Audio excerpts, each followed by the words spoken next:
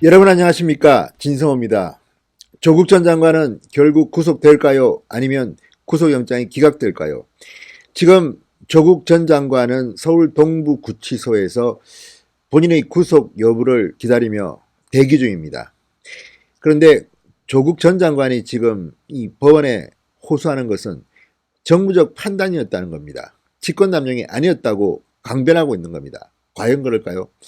자, 과거 김기춘 박근혜 청와대 비서실장의 직권남용 재판 때 변호를 했던 한 변호사가 조국은 절대 구속영장이 기각되면 안 된다고 이야기합니다. 이것은 직권남용이 맞다는 겁니다. 그러면서 이런 말을 했습니다. 만약 법원이 조국 전 장관의 구속영장을 기각하면 오늘이라도 법원은 문을 닫아야 할 것이다. 강력한 메시지를 보냈습니다. 자, 진성호의 융단 폭격 시작합니다. 조국 전 장관을 융단 폭격합니다. 방송에 앞서 아직 진성호 방송의 구독자가 아니신 분들은 붉은색 구독 버튼 꾹 눌러주시기 바랍니다. 지금 문재인 정권이 취임한 이후 적폐수사라는 미명하에 엄청나게 많은 보수 쪽 인사들이 쇠고랑을 찼습니다. 그런데 이제 역전이 됐습니다. 문재인 정권의 비리 의혹이 터져나오면서 일바따 비슷하게 지금 조국 전 장관이 구속 여부를 기다리는 그런 형편이 되어버렸습니다. 그런데 변언석 변호사 49세 사법시험 47회입니다. 변언석 변호사가 지금 자신의 페이스북에 글을 하나 올렸는데 이게 화제입니다. 자, 변언석 변호사는 김기춘 전 비서실장의 변호인을 했던 사람입니다. 조국 전 장관이 정무적 판단 운운하는 것을 보고 분노해서 글을 올린 것으로 보입니다. 자, 조국에 대한 구속영장이 다른 사유가 아니라 정무적 판단이나 직권의 범위에 포함되지 않는다는 이유로 기각된다면 오늘이라도 법원은 문 닫아야 한다. 변은석 변호사는 이렇게 썼습니다. 자, 본인의 경험, 김기춘 변호인으로서의 본인의 경험을 보면 도저히 이 조국의 정무적 판단 운운은 용납할 수 없다, 이런 생각인가 봅니다. 지난 정권 적폐청산 수사, 전가의 보도처럼 활용되어 왔던 것이 바로 직권남용죄입니다. 직권남용죄.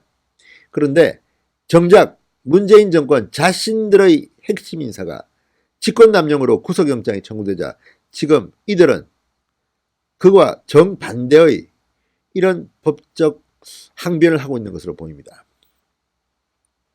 자, 문재인 정권의 인사는 직권남용죄의 적용 대상에서 예외일 수 있다, 이런 주장입니까? 그렇다면 대한민국의 법은 왜 존재하는 것입니까?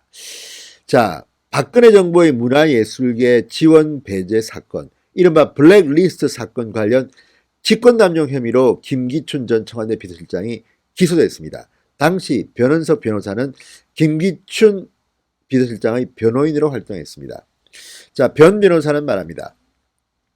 조국이나 청와대의 발언들을 종합하면 민정수석실의 감찰 무마 결정은 정무적인 판단이므로 법 위반이 아니다, 사법적으로 처리할 것이 아니다라고 주장하는 것으로 보인다.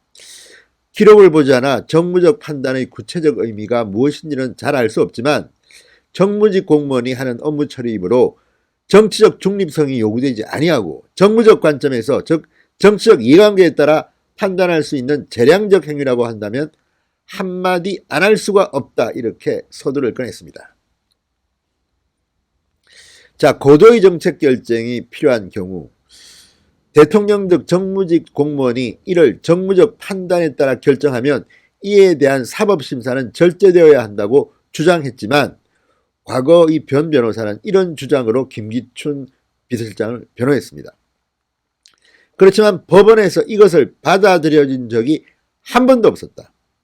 법의 판단, 적용 기준은 만인 앞에 평등해야 한다, 이렇게 지적했습니다.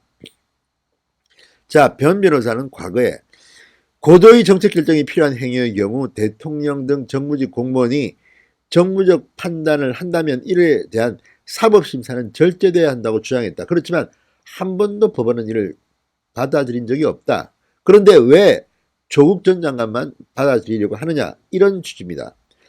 법의 판단 적용 기준은 만인에 평등해야 한다는 것입니다.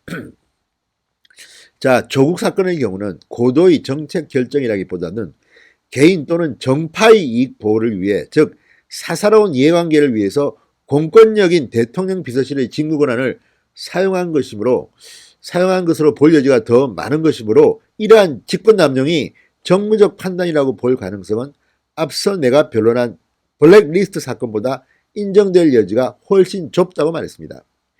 그러니까 블랙리스트는 사실은 이념이나 정책 이런 것에 따라서 정무적 판단을 했다고 이야기했지만 이번 유재수 감찰 무마 사건은 이런 것과는 관계가 없습니다. 한 개인의 비리, 뇌물 받고 한 이 비위 혐의에 대해서 우리 편이니까 피하 구별을 해가지고 감찰 무마했다는 것이기 때문에 이 취지로 보면 정말 개인 또는 정파 이익 보호를 위한 사사로운 이해관계에 공권력이 개입한 것으로 볼 수밖에 없는 것입니다. 자, 변 변호사는 2017년 3월 김기춘 실장 사건 법원에 낸 변호인 의견서에서 이렇게 썼습니다. 대통령이나 이를 보좌하는 대통령 비서실장은 대한민국 사회가 처해 있는 정치, 경제, 사회, 외교적 이해관계 등을 고려한 고도의 정책 결정으로 행정 업무를 수행할 수 있음은 법적 사실적으로 명백하다. 이론의 여지가 없다.